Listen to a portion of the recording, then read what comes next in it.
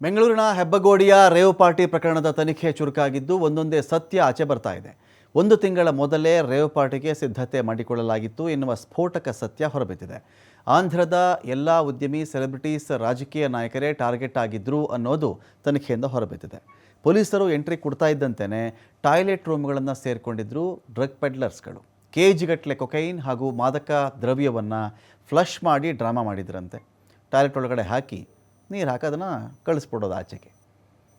ನಾನು ರೆಸಾರ್ಟಲ್ಲಿ ಇರಲೇ ಇಲ್ಲ ಅಂತ ನಾಟಕ ಆಡಿದ್ದ ನಟಿ ಹೇಮಾ, ನಾನೊಬ್ಬಳು ನಟಿ ಅಂತ ಪೊಲೀಸರು ಇದೀಗ ಅಲ್ಲಿ ಮಾತಾಡ್ತಾ ಇದ್ದಾರೆ. ನಾನು ಇದರಲ್ಲಿ ಇರಲೇ ಇಲ್ಲ, ರೆಸಾರ್ಟಲ್ಲೇ ಇರಲಿಲ್ಲ ಅಂತೆಲ್ಲ ಮಾತಾಡಿದ್ರಲ್ಲ, ಇದೀಗ ಆ ಥರ ಹೇಳಿಕೊಳ್ಳೋ ಮೂಲಕನೇ ಚೆಕ್ ಮಾಡಿದಾಗ ತಾವೇ ಸಿಕ್ಕಿಬಿದ್ದಿದ್ದಾರೆ ಅನ್ನೋ ಮಾಹಿತಿ ಕೂಡ ಪೊಲೀಸ್ ಮೂಲಗಳಿಂದ ಹೊರಬಿದ್ದಿದೆ. ಟೆಸ್ಟ್ ಮಾಡಿದ್ಮೇಲೆ ಪಾಸಿಟಿವ್ ಬಂತು. ಆಗ ಗೊತ್ತಾಯಿತು ಇವರಲ್ಲಿದ್ದರಾ ಇರಲಿಲ್ವಾ ಅಂತ.